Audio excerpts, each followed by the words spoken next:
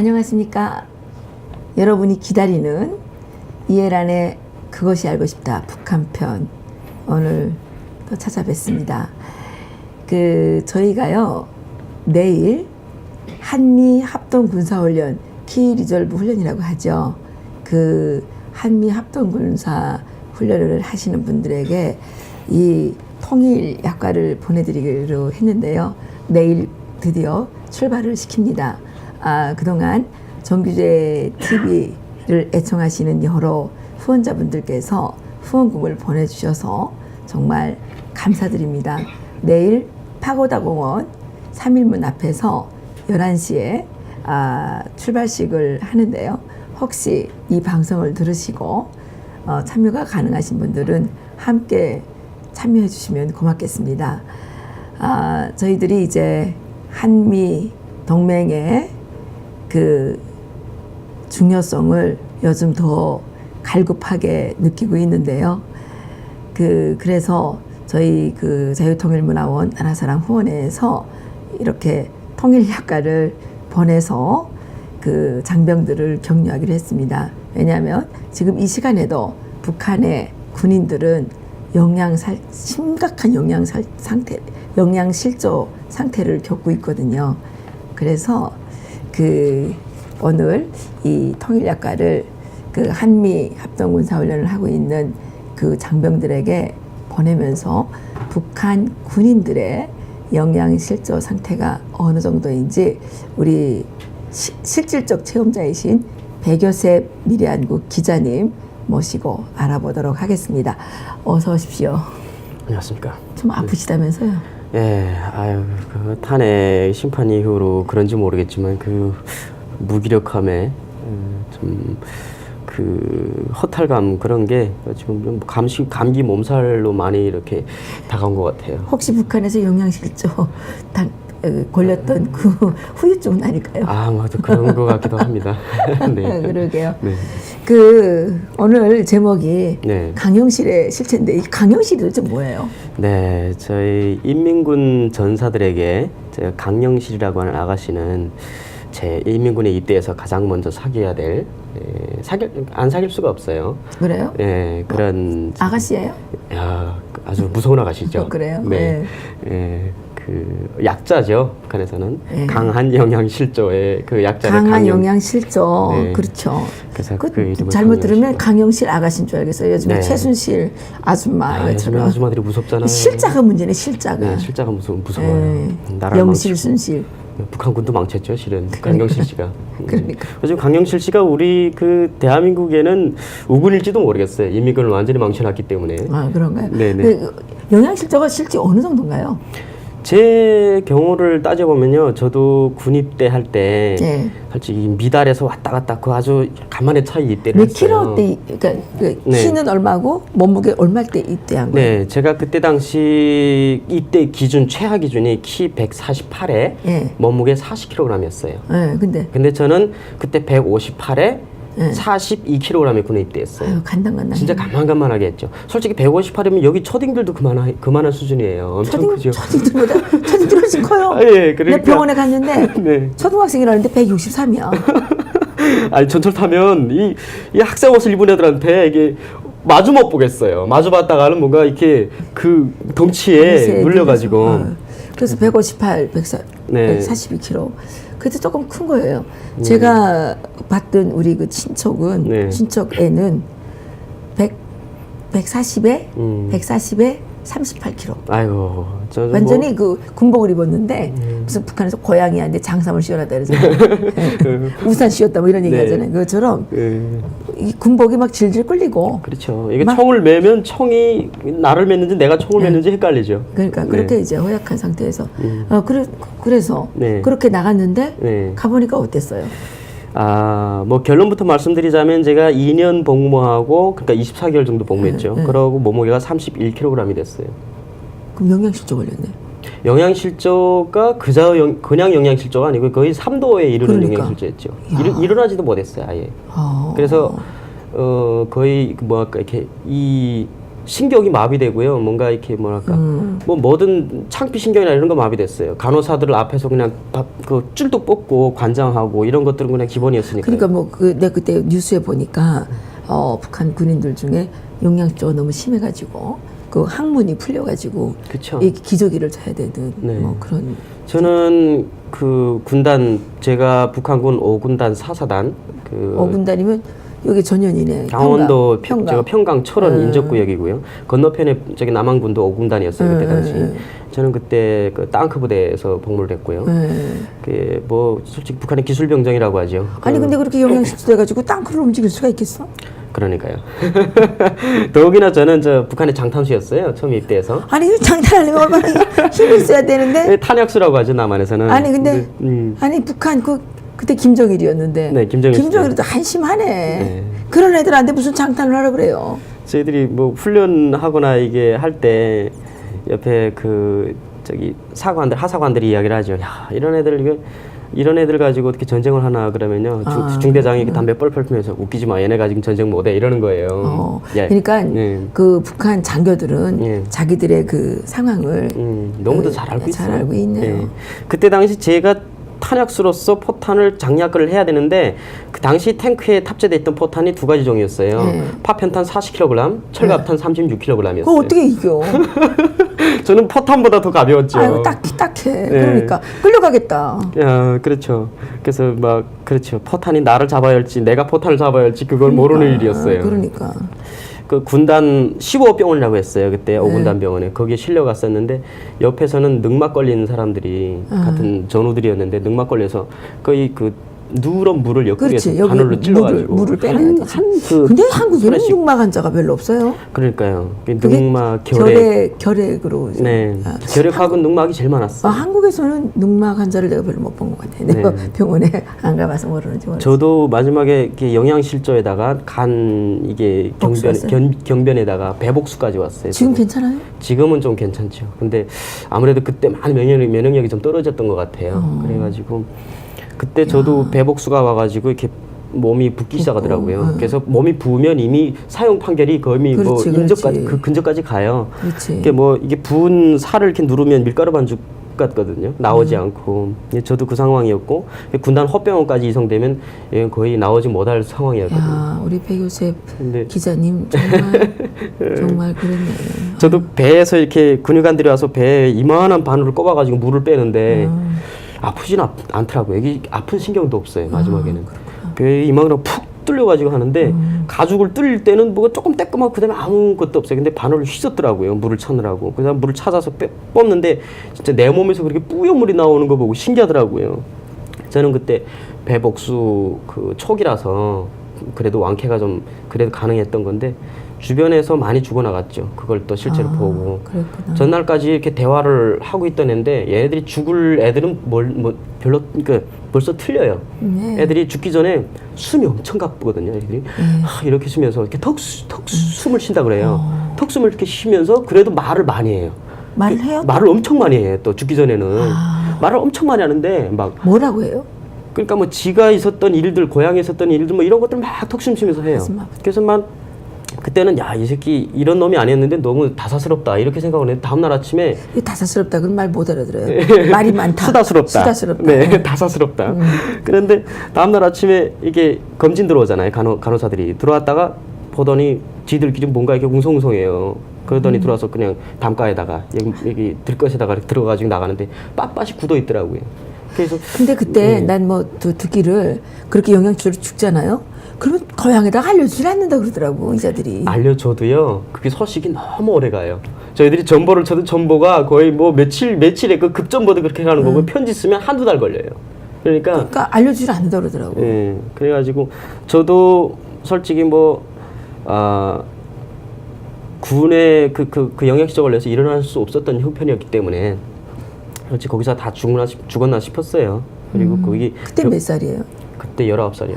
아유, 17살에 군대에 나가서 18살부터 영양실조 걸리기 시작해가지고 저도 외아들이고 집안에서 그러니까 그래가지고 아버지가 막 군대 나가지 말라고 엄청 저를 막 딱 잡았어요.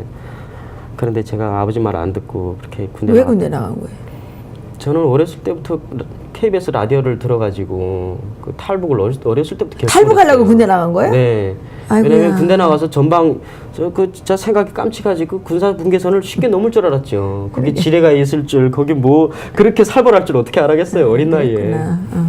결국 나가보니까 아 이건 내가 넘을 수가 없는 지대로구나 싶어가지고 결국은 그때는 참 자포자기라는 게 뭔지 삶에 대한 아무런 그런 것도 없고 병원이라는 게 거의 수용소 고란처럼 그렇게 깊은 산속에 있었어요. 나올 수도 없어요. 그럼 무슨 병원이라고 불렀어요? 예, 군에서는 다 호로 붙여요. 메터. 예, 15? 그 15호 병원이라고요. 예, 강원도 그 후방에 그 철원군 후방에 산골짜기 있어요. 깊은 산골짜기. 나올 수가 없어요 거기서. 영양실조 걸린 놈들이 또 무슨 나와봤자죠. 그렇지. 나오다가 탈영하다가 그냥 힘들어서 다시 돌아와요. 그래서 난 못 가겠다고. 도망을 못 치지. 네, 힘이 있어야지. 탈영하기도 힘든. 결국은 그때 아버지가 어떻게 그 소식을 들었어요. 왜냐면 같은 부대에 있던 사람이 내가 영양실조 걸려서 군 병원으로 호송되는 걸 보고 실지던 사람이 알려드렸구나. 가서 알려드렸어요. 후에 알고 아버지가 아들만은 살려야겠다 싶어가지고 왔더라고요. 그래도 아버지가 그래도 손을 빨리 쑤셔가지고 예, 겨우 살았죠. 다행이었네. 예. 그래서 지금 후유증이 있을 것 같은데. 아직은 젊어서 그런 후유증이 이렇게 확 티나진 않은 것 같아요. 조심하세요. 네. 그런데 그런 비율이 네. 어느 정도 됐어요? 한 부대에 뭐 인원이 몇 명 있으면 한 퍼센테이지가 있을 거 아니에요? 네네. 일단 저희 그 탱크 부대는 인원이 좀 적어요. 저희 탱크 부대가 뭐 한 개 대대 50명 정도인데 다른 부대 보병 부대는 한 500명에서 600명 정도 그렇지. 되고요. 보병 부대 제일 많았죠. 보병 부대가 제일 많죠. 저희 아버지는 보병 부대 그 대대장 시도로 계셨고 그렇기 때문에 한 500명 정도가 있었어요. 그때 1996년도 상황을 한번 이야기를 해보면 95년도, 96년도 그때 아버지가 딱 전역하기 직전이었어요 부대에서. 그때 아버지는 1군단 소속이었고요.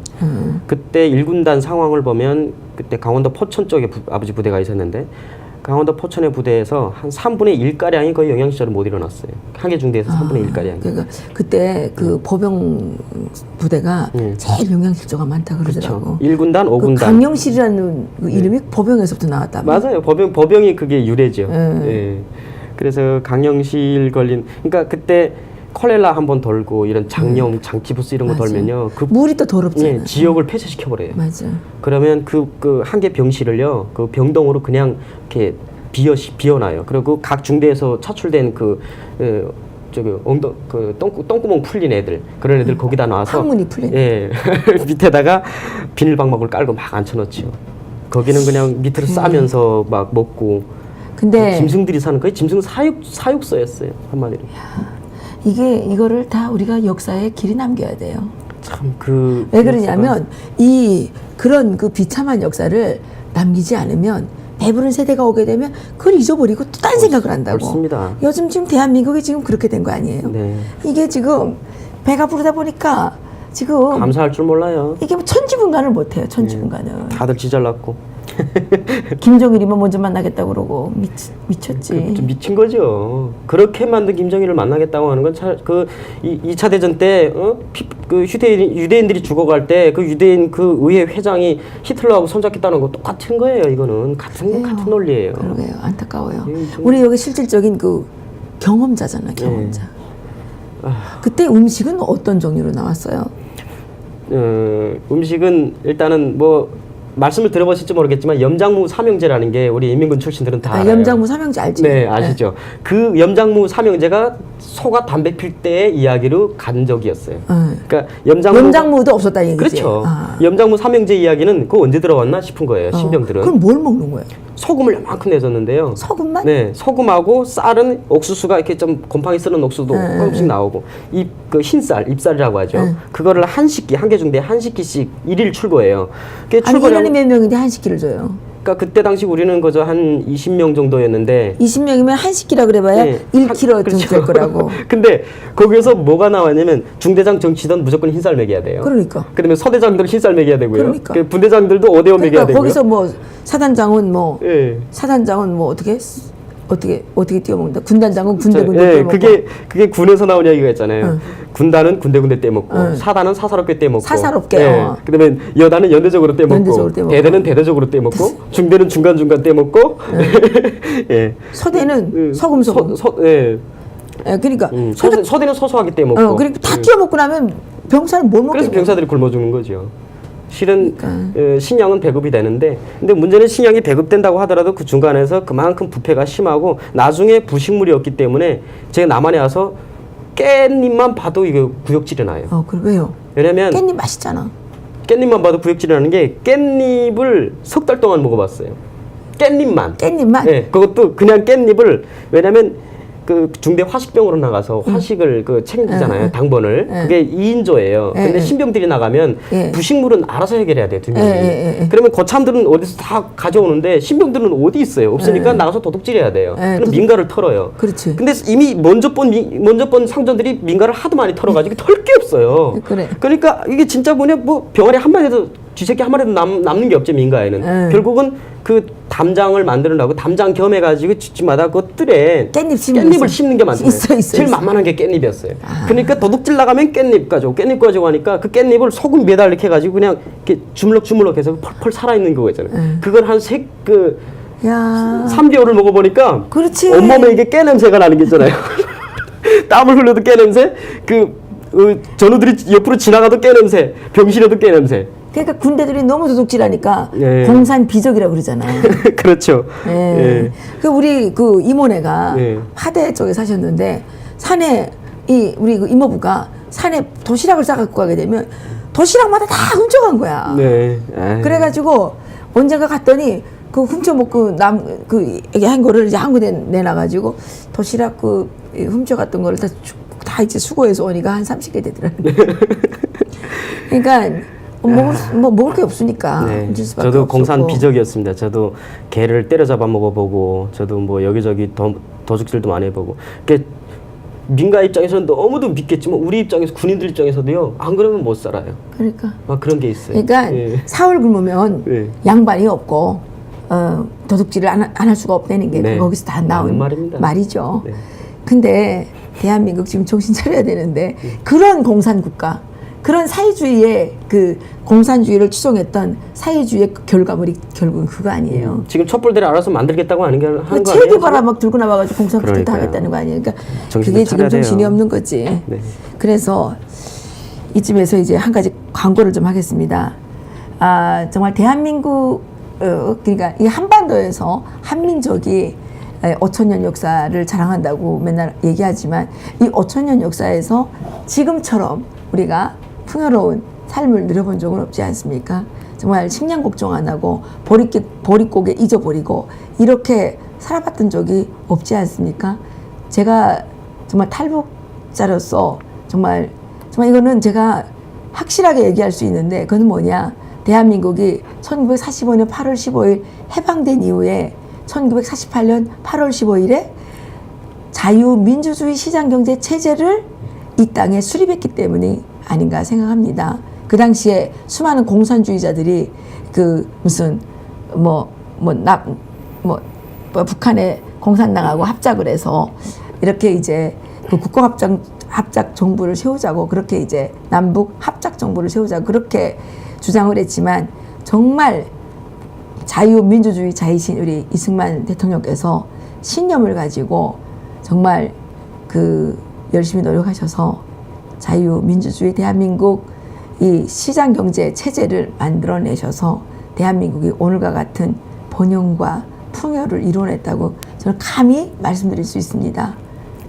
그런데 대한민국에서 이승만 대통령, 또 우리 산업화혁명을 이뤄내신 박정희 대통령은 독재자로서 지탄을 받고 있고 능욕을 당하고 있는데, 저는 이승만 대통령의 건국 철학, 건국 신념, 자유민주주의, 또 시장경제체제, 이것을 우리가 배우지 않으면 안 된다고 생각을 합니다. 그래서 저희 자유통일문화원에서 이승만 학당을 작년에 개설을 했고, 2기 이승만 학당 수강생을 모집을 합니다. 40명 규모로 운영을 하려고 그러는데요. 하루에 3시간 정도씩 모여서 공부를 하려고 합니다. 구체적인 내용은 저희 자유통일문화원 홈페이지에 나와 있고요. 거기에서 입학 원서를 다운받아서 제출하시면 됩니다. 이달 말까지 입학 원서를 제출받으려고 하는데요. 여러분들께서 이 대한민국이 나갈 길이 바로 그 이승만의 건국 정신, 독립 정신에 있다는 것을 명심하시고 그 이승만 학당에 많이 지원해 주시기를 바랍니다. 우리 오늘 백요셉 기자님의 그 북한군 생활을 통해서 그 공산주의의 결말, 사회주의 체제의 그 비극이 어느 정도였는지 여러분들이 명심하시고 이 이승만 학당 지원해 주시기 바라겠습니다. 전화번호는요 02-733-9905 또 02-747-9904 여기로 전화 주시면 됩니다. 우리 오늘 백요셉 기자님 고생 많이 하셨고 다음 시간에 한 번 더 네. 모시겠습니다. 네, 알겠습니다. 오늘 여기서 마치겠습니다. 감사합니다.